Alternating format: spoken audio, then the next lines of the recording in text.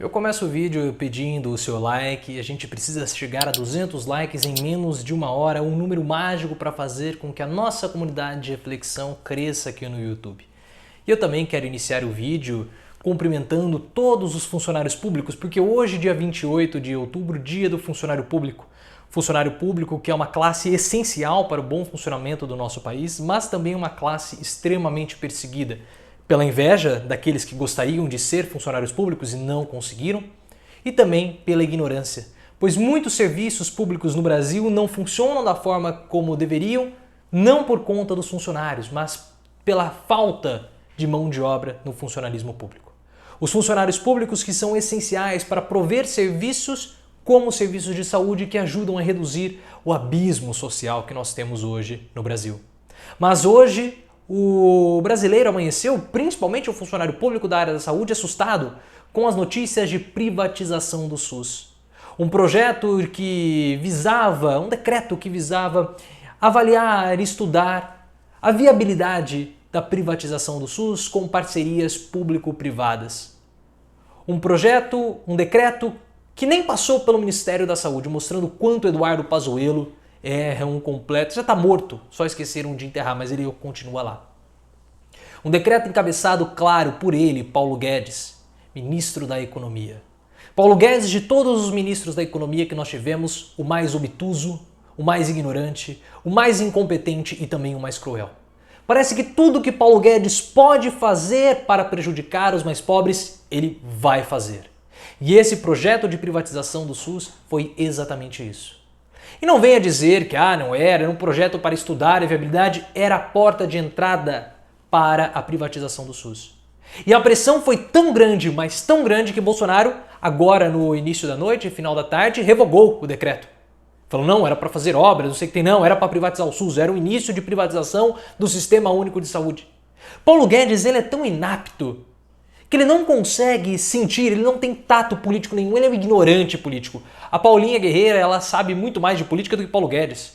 Era óbvio que nesse momento de pandemia, 160 mil mortos, sendo que o SUS foi a tábua de salvação para que a tragédia no Brasil não fosse maior. O SUS está em alta, o SUS mostrou que ele é viável, o SUS mostrou que ele é importante. Paulo Guedes vem falar com um projeto para privatizar o SUS nesse momento. Que incapacidade política, que ignorância, que analfabetismo político. Não consegue ler o que está vendo, não consegue ler o que está acontecendo, perceber a situação atual do país. Merece ser demitido só por conta dessa incapacidade que ele demonstrou hoje.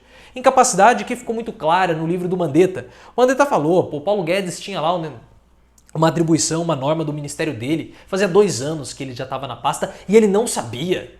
Sabe, uma coisa básica, uma vergonha que é Paulo Guedes. Mas não se enganem porque esse foi sim um projeto de privatização do SUS. Era o início.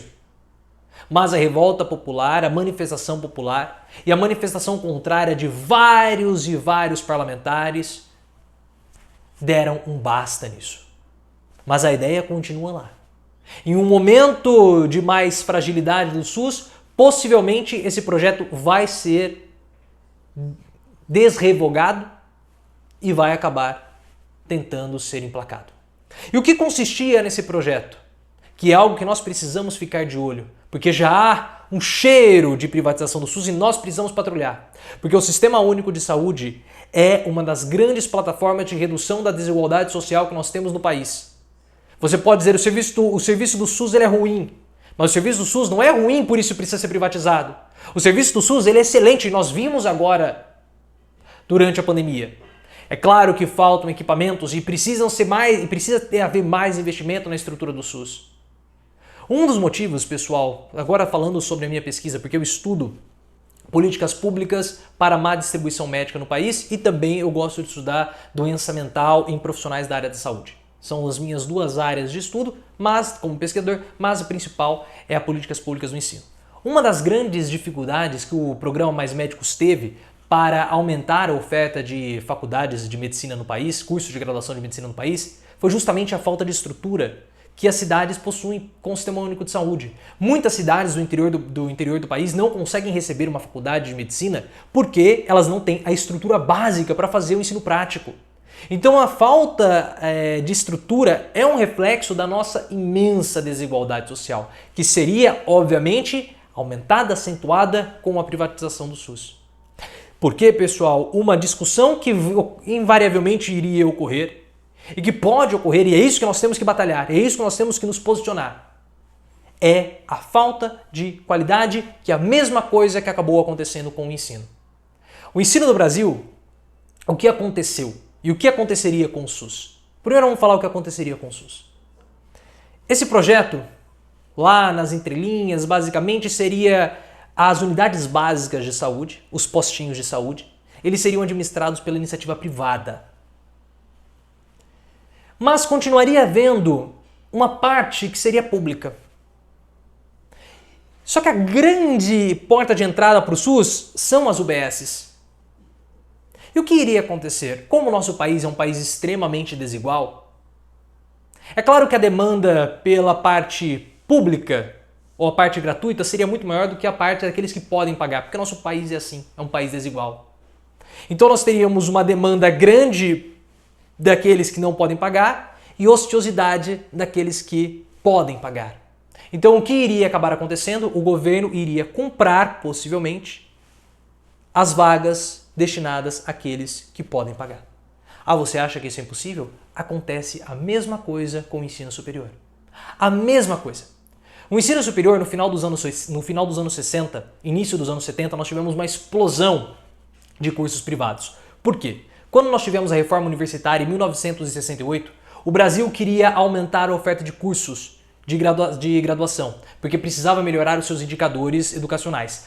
Por outro lado, precisava manter o superávit primário controlado, porque havia uma pressão principalmente do FMI. Então o que nós vamos fazer? A gente privatiza o ensino. Aumentamos a oferta de vagas, isso faz com que os nossos indicadores educacionais melhorem, porque as pessoas vão ter uma facilidade maior de entrar na faculdade e isso vai melhorar os nossos indicadores. Então houve uma explosão na quantidade de cursos abertos. No final dos anos 80, início dos anos 90, nós começamos a ter vagas ociosas e pressão das famílias porque não conseguiam pagar as mensalidades. E aí o que foi feito? Nós começamos a ter pressões em cima do governo e o governo começou a criar linhas de crédito, o FIES. Só que a pressão não reduziu e nos anos 2000 nós tivemos o ProUni. E o que é o ProUni? O ProUni, diferentemente do FIES, que é um dinheiro que o estudante recebe do governo, paga a mensalidade e depois devolve para o governo, o ProUni é um financiamento direto do governo, um financiamento público para a iniciativa privada.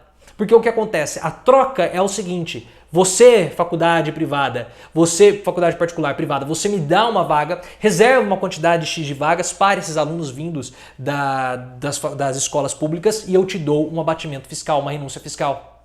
E o governo, então, ele deixa de arrecadar e as faculdades conseguem ter essa renúncia fiscal. E eu vou dizer para vocês que esse é um movimento extremamente lucrativo, extremamente lucrativo. Muitos cursos hoje, muitas faculdades sobrevivem graças ao FIES e ao ProUni, inclusive faculdades de medicina. Inclusive faculdade de medicina, que é um curso caríssimo. E a partir do ProUni nós tivemos o início de uma superfinanciarização do ensino superior no Brasil. Vários conglomerados surgiram, como a Estácio, a Croton, várias e várias outras, a Uninove, já existiam e começaram a ficar cada vez mais fortes. E hoje, o ensino superior ele é regido pela ótica do capitalismo financeiro. E o governo federal financia muitas faculdades que têm zero qualidade, porque nós sabemos que muitas faculdades que têm o ensino superior, que são do ensino superior privadas, claro que elas são, né? Muitas faculdades privadas de ensino, elas têm uma qualidade baixa. E a mesma coisa aconteceria se o SUS fosse privatizado. O acesso à saúde seria piorado, o que iria aumentar a nossa desigualdade social. Mas é claro que quem que consome hoje o ensino superior privado? Os mais pobres? Quem seriam aqueles que iriam consumir o acesso à saúde privado com o SUS privatizado? Os mais pobres. E é claro que a classe média, da onde vem Paulo Guedes, não se importa com os mais pobres, porque os mais pobres eles não têm dignidade. Como eles não têm dinheiro, eles não têm absolutamente nada, eles aceitam qualquer coisa. A classe média, incluindo Paulo Guedes, tratam os mais pobres como se eles fossem animais. Não há dignidade alguma com essa parcela da população. Eles podem ficar com qualquer coisa porque eles aceitam qualquer coisa, já que eles não possuem nada nas vidas, já que eles não possuem absolutamente nada em suas vidas, eles aceitam qualquer coisa. Ah, eles não têm um ensino de qualidade, então eles podem ficar com esse ensino de baixa qualidade mesmo, já que eles não teriam outro tipo de ensino. Ah, eles não têm acesso à saúde, então fiquem com essa saúde de baixa qualidade. É uma desumanização, é transformar o mais pobre em animal. É como aquele animal de estimação que come os restos. Ah, você pode ficar com esses restos. Os mais pobres nunca conseguem ter direito a uma educação de qualidade, a uma saúde de qualidade. E vocês acham que isso não iria acontecer com o SUS privatizado? Vocês acham que é barato prover saúde para as pessoas? É claro que não. É caro. E aí o que iria acontecer? Você não pode cobrar uma mensalidade ou um serviço muito caro. Você teria que baixar o valor do serviço. Para baixar o valor do serviço, o que precisaria acontecer? Reduz a qualidade. Reduzindo a qualidade, você piora o atendimento. E aí o que acontece? Como você tem uma ociosidade nessas vagas particulares, você tem que comprar, o Estado compra essas vagas, compraria, no caso, essas vagas particulares, dando dinheiro para essas empresas, financiando o acesso à saúde de baixa qualidade, da mesma forma que hoje o Estado financia o acesso à educação de baixa qualidade. Esse é o grande problema. Esse seria o grande problema. Mas ainda não acabou, pessoal. Porque mesmo Bolsonaro tendo revogado o decreto, ainda está lá. A ideia de Paulo Guedes, essa figura nefasta, ignorante, obtusa, cruel com os mais pobres, ainda está no governo. E perceba como que eles foram sorrateiros, como que Paulo Guedes e Bolsonaro foram sorrateiros. Na calada da noite, como bandidos invadindo uma casa para tirar as posses do dono da residência, na calada da noite eles fizeram isso como dois gatunos. Cruéis como são. Se inscreva no canal, ative as notificações e me siga no Twitter, @profleoficial.